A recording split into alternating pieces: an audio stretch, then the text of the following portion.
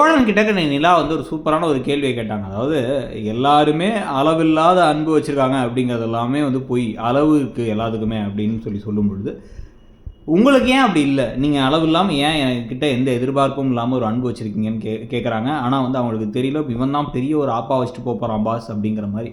கல்யாணத்தை ஏற்கனவே வந்து ஒரு செஞ்சு உங்களுக்கு தெரியாமலே வந்து அந்த தாலியை உண்மையாக்கி சட்டப்படி வந்து ஒரு உண்மையான மேரேஜாக மாற்றிட்டாரு அப்படிங்கிறது.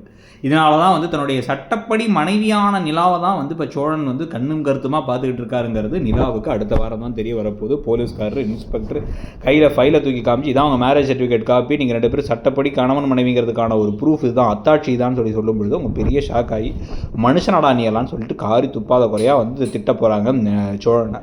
இதுக்கு நடுவில் இதெல்லாம் தெரியாமல் இந்த குடும்பத்தில் பல அவமானங்களுக்கு இடையில் இவங்க என்ன பிளான் பண்ணி வச்சுருக்காங்க, ஒரு ரிசப்ஷனுக்கு பிளான் பண்ணியிருக்காங்க. மோஸ்ட்லி நிலா வேறு வழி இல்லாமல் இங்கே வந்துட்டு கோபத்தோடவே வந்து அந்த மேடையில் நின்றுட்டு, ஆனாலும் வந்து பார்த்திங்க அப்படின்னா அவங்கள்ட்டலாம் நல்லா நடந்துக்கிறது, ஆனால் சோழன் மேலே வெறுப்பை காமிக்கிறது, மோதலில் ஆரம்பிக்கிற காதல்னு சொல்லிட்டு திருப்பி இந்த ட்ரோப்பும் மாறும் தான் தோணுது இந்த சீரியல்லையும். ஸோ நீங்கள் என்ன நினைக்கிறீங்க, கதை எப்படி போகுதுன்னு நினைக்கிறீங்க?